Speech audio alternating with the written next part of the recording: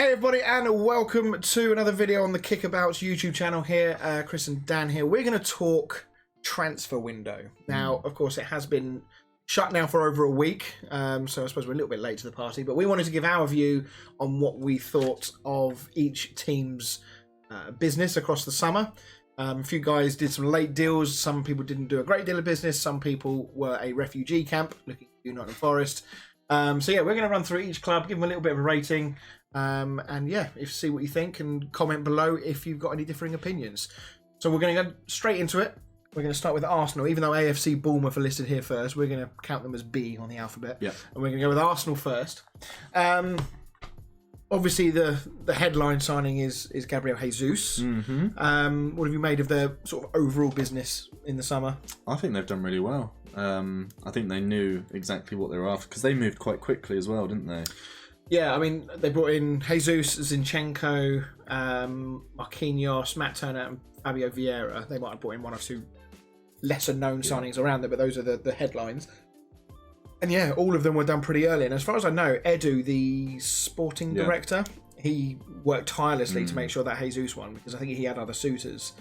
And yeah, worked tirelessly to get that one over the line. And so far, despite some of the things we said on the podcast about whether he's going to be that real goal-scoring number 9, you can't knock his overall what he's given to the Arsenal team. No, I mean, especially even looking at the stats are holding their own. You know, he's 6 goal contributions in 5 games. Yeah, I mean, you can't ask that much more other than more goals than assists, I guess. And even the eye test, like when I watched him against United, he was very good. Yeah, he gave Martinez and Brown a real tough time.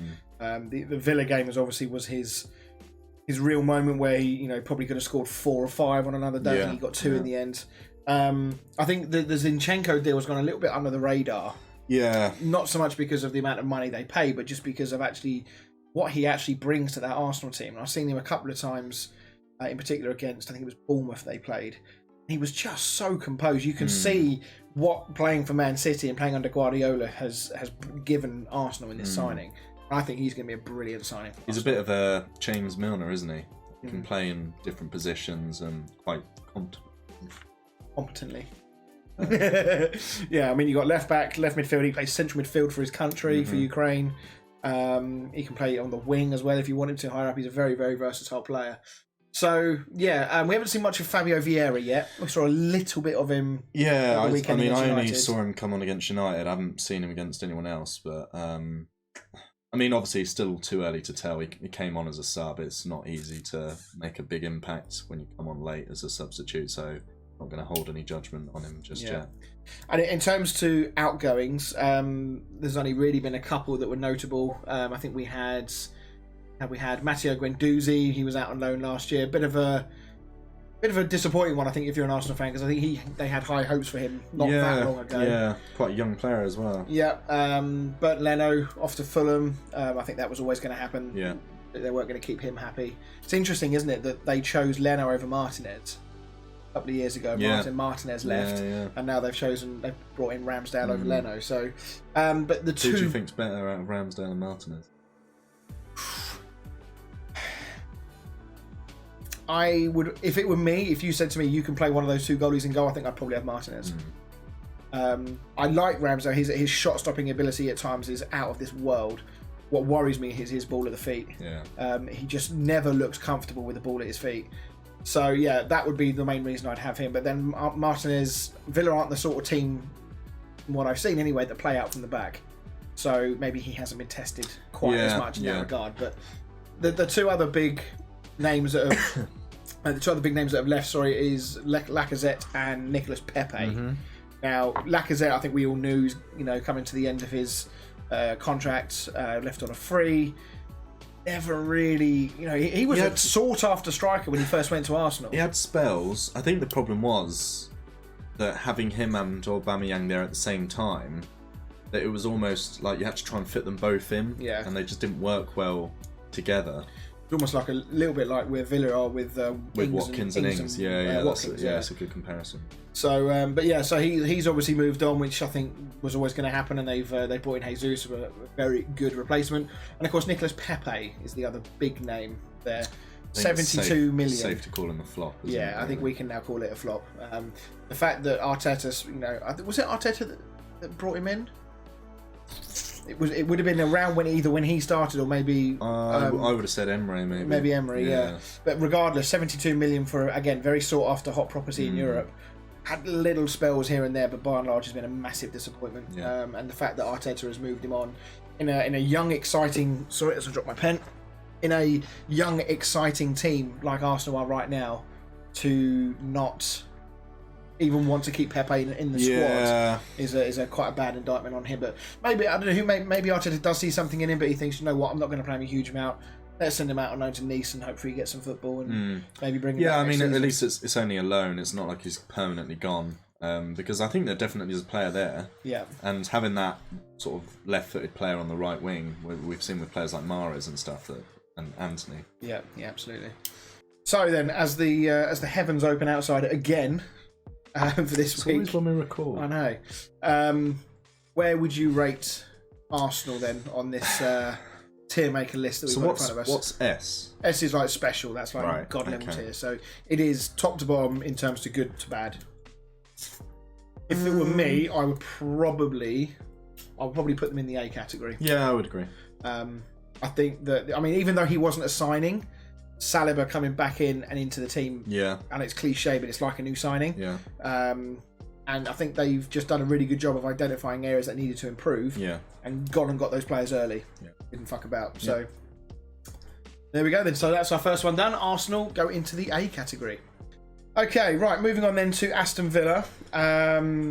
This is an interesting one, this one, because on paper, I would say they've had a good window. But in reality, with how it's working out at the moment for Villa, you could argue that it's not been a good window. But I think you have to separate the two aside. That if Gerrard, let's just say for argument's sake, he goes, another manager comes in, he's got a better squad to work with now than he would have at the end of last season. Yeah, and to be fair, I mean, their sort of record signing this summer is out for the season, which is unfortunate. Yeah, that's not ideal, is it? That's Diego Carlos, isn't it?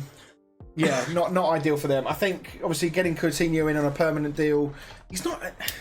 Dare I say it, has he hit the heights that we were expecting of him yet? Definitely not this season. Like last season he started really well. Yeah, he did. Yeah, he did quieten down towards the end of the season.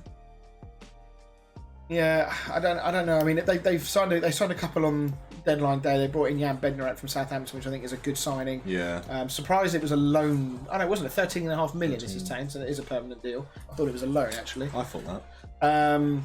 Boubacar Kamara was a sought after property for Marseille. They got that one done early, although I've not seen a great deal of him yet. No. I don't know if he's injured or whatever. And of course, Dendoncker from Wolves, who once upon a time was a very hotly sought after property from Anderlecht. I think he was that in Belgium. So I mean, it's difficult because we've got to try and separate these two things from our mind, of one being actually on paper a good window and actually just exactly how they're performing. So I mean, I thought looking at the ins, I thought they'd actually done better than they have. Yeah, I'll be honest. Like, I think it's maybe because they moved really quickly. They've done it pretty much as when the window opened. Yeah, they did, and they did that last season as well. Yeah, they did. They're very good at sort of getting them organised. I'm surprised they got rid of that youngster to Chelsea. What, the one that we're not going to bother trying to pronounce? No. Shall I have a go? Chukwuemeka. About as good as it's going to get. Yeah, I'm not going to try it. But yeah, that was... I guess 20 million. Yeah, Matt Target in Newcastle for 15. Trezeguet never really did a huge amount for them. Conor Hurahan's dropped down a league. Ghazi's gone. Wesley didn't they sign him last season? He was the striker, wasn't he? He was crap. He was crap. Bertrand Traore had his moments, but I think he was quite injury prone. And Courtney Howe's on loan to Watford as well. So yeah, they've had a lot of comings and goings, as I'm sure all clubs have. If I was to give them a rating, I think I'd probably go B. Would you? I was thinking C. You reckon? Go on, justify it. I just go back to the ins. I mean, Coutinho, I don't know whether I'd count him as a... If he wasn't on loan last season, I'd probably give them big points for that, but... Are you saying that you're not really classing it as a signing because he was there last year? Yeah, okay. Yeah. And then you look at the rest. Carlos, I think, was a great signing. Obviously, he's out for the summer, but that's not their fault. And then I'm looking at the rest, like Dendoncker, Bednarak. I'm not really sure that's a great signing. It feels a bit of a panic because Diego Carlos is out. Well, yeah, I mean, and if it wasn't him, it was going to be Craig Dawson at West Ham. And Craig Dawson is 33, I think. So not that I'm saying he's a bad player, but, you know, hardly a show-stopping replacement. Yeah. You know, quite clearly a stopgap measure until Diego Carlos comes back. I'm happy to go with you on this one. I'm happy to, give Aston Villa a C grade. There we go. I'd give him a C+. Right, moving on to Bournemouth. This is. Yeah, I mean, we're probably not going to have to be focusing our attention up at the top reaches of this list, I doubt. They brought in Marcus Tavernier from Middlesbrough. They got Marcos Senese from Feyenoord, and one or two free transfers, including Neto from Barcelona and Ryan Fredericks from West Ham. Now, we're, again, a little bit like Aston Villa. We've got to separate the performances because we're 4 or 5 weeks into the season already. We do have to try and separate how they're doing with, on paper, what they've done in the transfer window. However, in this case, I do think they're quite aligned. Yeah. I think Scott Parker literally pretty much got sacked for constantly saying that they didn't bring in any players. So yeah, I mean, their squad, for me, when I saw them come up from the Championship, I wasn't 100% certain they were going to be good enough anyway. I always thought they would have to sort of rely on their, a little bit like the Sheffield United did when they came up, you know, the hard work, organisation and general sort of desire to win games. And up until Gary O'Neill took over, that wasn't really evident. I know they've had a very tough run of fixtures in the opening times, but if you look at their results, actually, you know, they've taken in the games that you would have expected them to compete in. They beat Villa, they beat Forest, and they drew with Wolves. The only ones they've lost to is Arsenal, City, and who was the other one they played? Liverpool. Is it Liverpool? They got smashed 9-0. Oh yes, of course. I could not forget that. So yeah, I mean, obviously take the 9-0 out of context because it is a ridiculous result, but at the same time, they have actually turned out, you know, 7 points in 3 games against teams which ultimately are going to define their season. Yeah. But obviously focusing on the transfer side of things, I don't think they've done enough. I don't think these signings are really going to have a huge impact on whether they stay up or go down. So for me, I mean, we're going to have to put someone in the F, and I don't think we're going to have many worse. Well, there is going to be one worse. There's going to be one worse, so I feel like we go D? D minus. Yeah. D minus. I think the F is going to be specially reserved for one particular club, which I would imagine we're already in agreement on. So there we go then. Bournemouth are going to go into the D category. That's the only problem. We've got to try and compare it to other teams. Yeah. Okay, moving on then to Brentford. They've had a good summer, I would say, an okay summer. They brought in Mikael Damsgaard, who was, sort of Eriksen's replacement from a creativity standpoint for the national team. They've got Keenan Lewis Potter in from Hull, who was, he's an exciting player, a little bit of a sort of Jared Bowen when West Ham bought him from Hull. Ben Mee, I think, is a solid signing at the back on a free. So I think they've had a good window.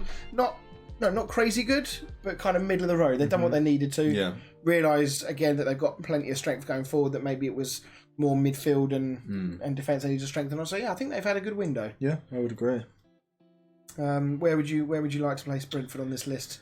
I'd probably go similar to Villa. No one that sort of blows me away, but players that definitely strengthen their side. Yeah, I mean, if we look at the players that have left, obviously Eriksen leaving was a disappointment for them. I'm sure they did hold hopes of people that that he was going to stay, but other than that, a lot of players have been leaving on frees.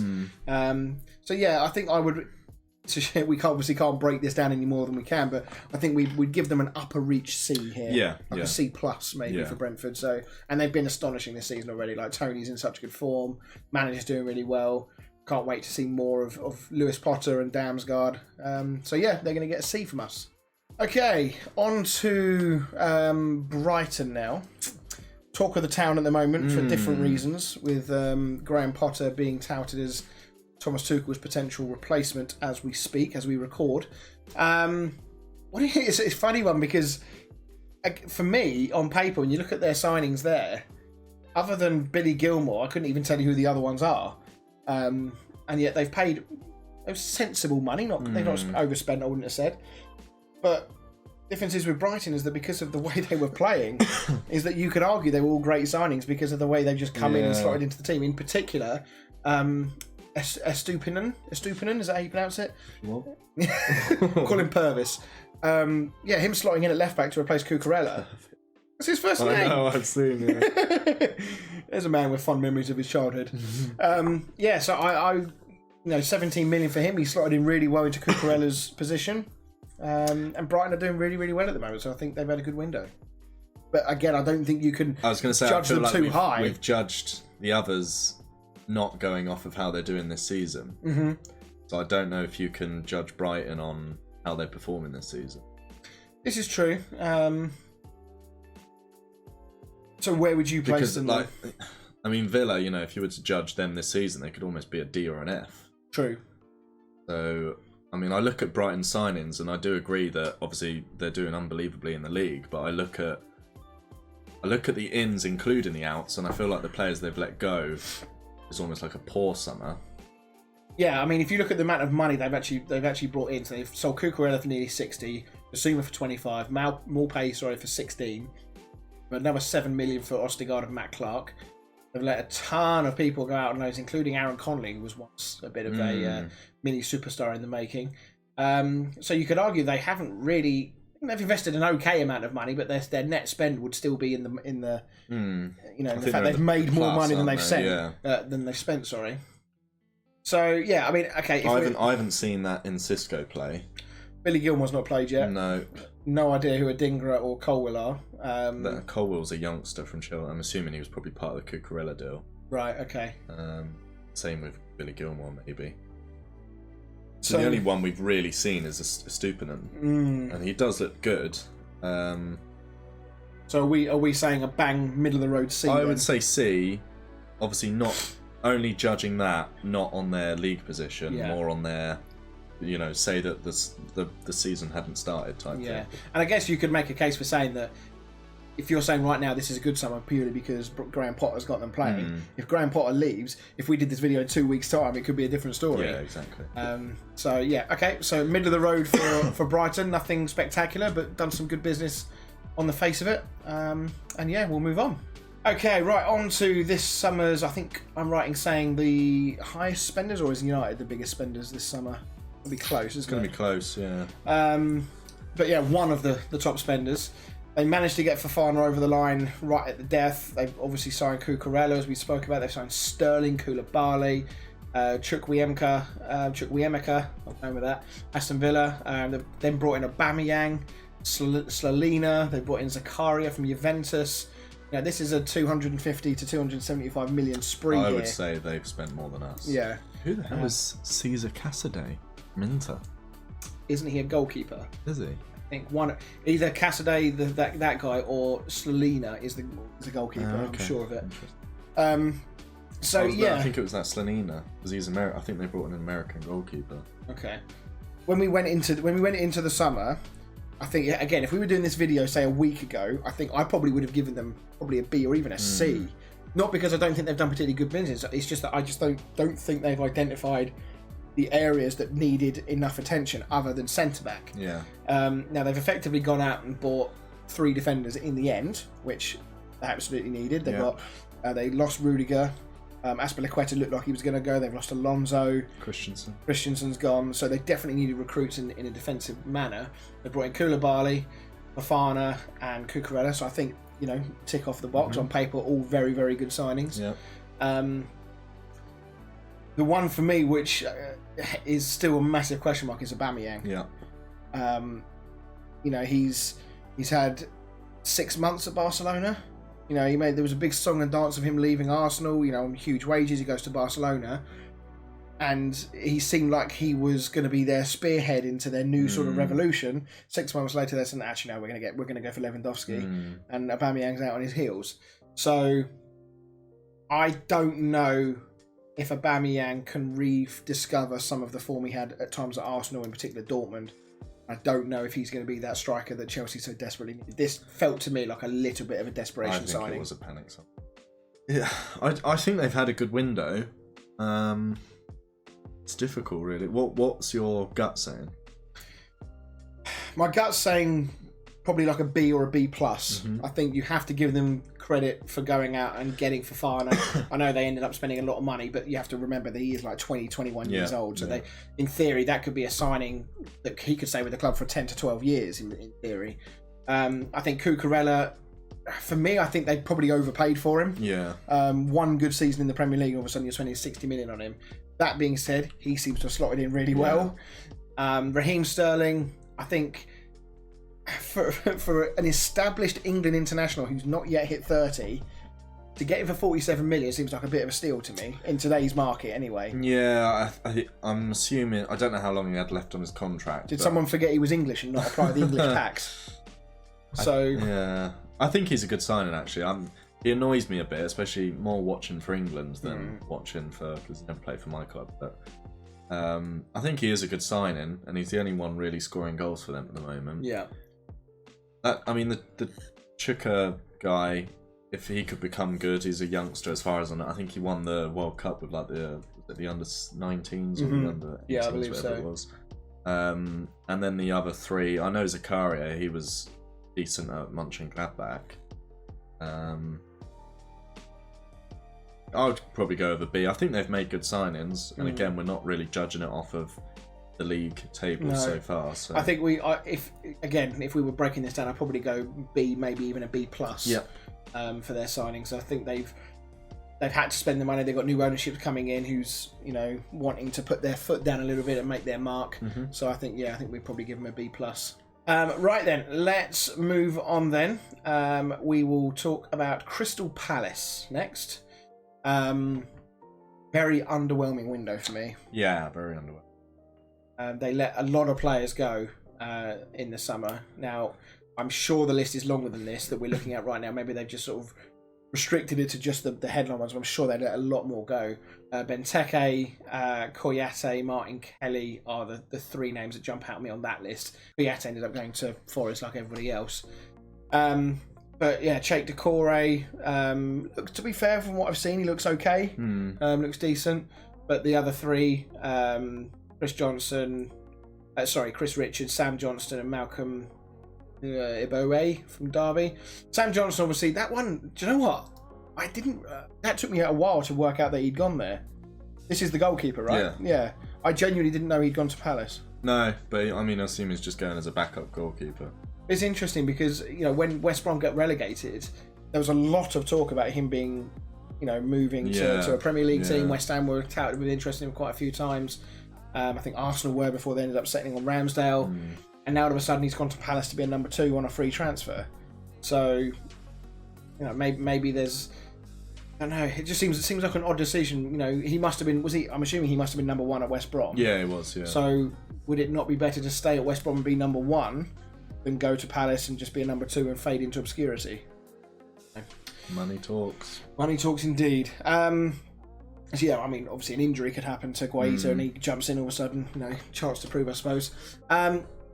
As a whole, though, transfer window for me very underwhelming. I think obviously, I think it's probably in the D category.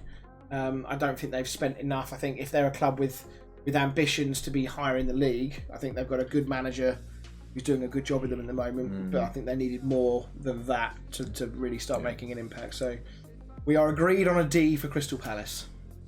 Okay. Next one's an interesting one, Everton, because left it very late. Yeah, because about 2 or 3 weeks before the end of the window, it looked like they were going to get grouped in with Leicester, in terms of not really signing anybody. Now they had a lot of FFP stuff around them.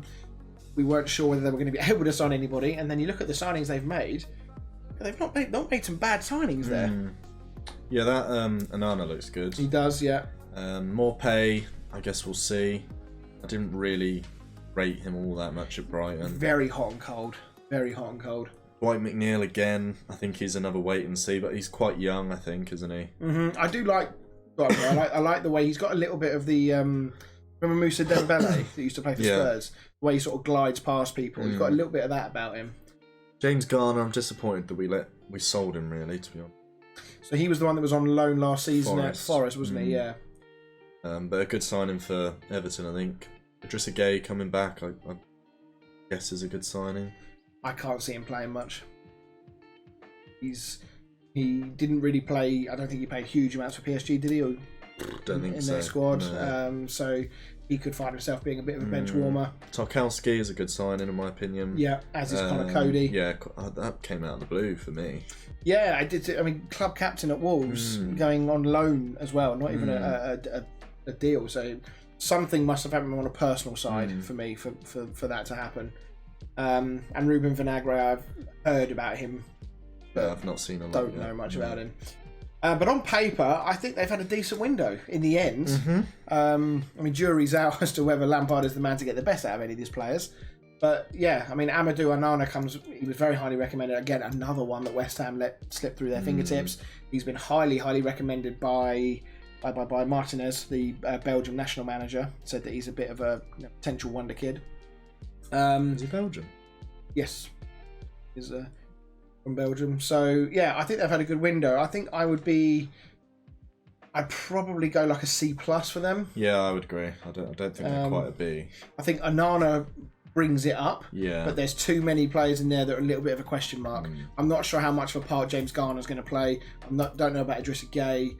Dwight McNeil, Neil Maupay, they're still a bit of a question mark. So Onana, Tarkowski and Connor Cody are the three there that stand out as being impact in terms of of what they're going to have on the first 11 straight away. Yeah. So C+ then for Everton.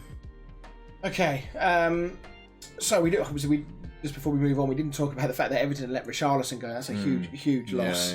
60 odd million. They've also let Delph, Dele Alli, Andre Gomez have all gone. So they've actually had quite a few people go out the door. I do enjoy looking at the sort of sales bit because there's some players at some clubs you completely forgot were still there. Like Fabian Delph, I completely forgot was at Everton. Cenk Tosun, I completely forgot was still there. He's been there for years. John Joe Kenny as well. So yeah, they've let a few players go, Everton. Richarlison obviously is a big miss. He was a huge player for them last season. Has been for a number of years. So yeah, still a C+. But I think that time will tell whether they can properly replace Richarlison, whether Anthony Gordon can really fill his shoes or not. Moving on to Fulham. A reasonably busy window for them. What have you made of their business? I've watched a couple of Fulham games, but I can't think of any of the players there. I mean, Pereira, I think, was a great signing for them, and he's showing really well. Willian played a little bit of his first game at the weekend. Was any good? I don't think he did anything wrong. I don't think he was on the pitch for that long. Kazawa from PSG, I know he was a good left back at one point. It'd be interesting to see if he can do it at Fulham. And Babu is really good for Wolfsburg at right back, so I think he's a good signing. Issa Diop. Well, based on the first game he had for Fulham were asking if there was a buyback clause or a warranty period that they could return him. So yeah, it's not started that well so far for him. But Neno coming in is a good signing. Dan James might be able to do something at Fulham. I don't want to be horrible on Dan James, but I just don't see a Premier League footballer in him. No, I don't. I just don't at all. I think that if you can get him like one-on-one with a player with space in behind, then I think he's good because he's got that pace. He can beat a man.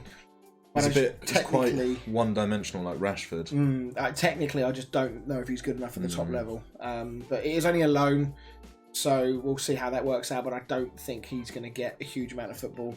I suspect he would have got more football if he'd have stayed at Leeds. Yeah.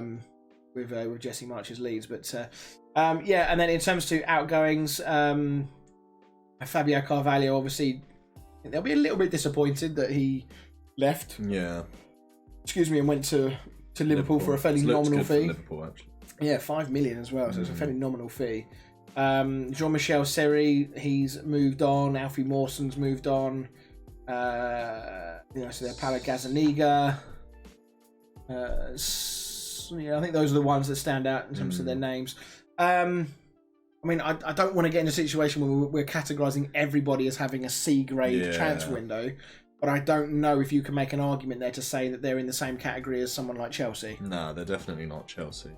I think they've had a good window, and they've obviously had a very good start to the season as well, but the players that are really shining for them are players they already had. Yeah. So... the only standout one, I would say, was Pereira. Yeah, I'd agree. So, and I am keen to see what Willian can do. He's 34 years old. Yeah, because he was awful for Arsenal. Yeah, Bert Nano's been decent for them, I think. I'm keen to see what Kazawa can do as well. So I think there's potential for that this transfer window being better once we see what they're going to be like. Carlos Vinicius, is that the same Carlos Vinicius that was at Spurs?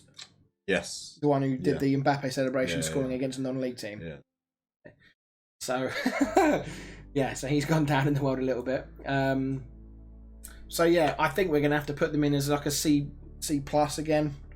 I don't think we can really make a case for saying they're any higher than that. There you go, C plus for Fulham.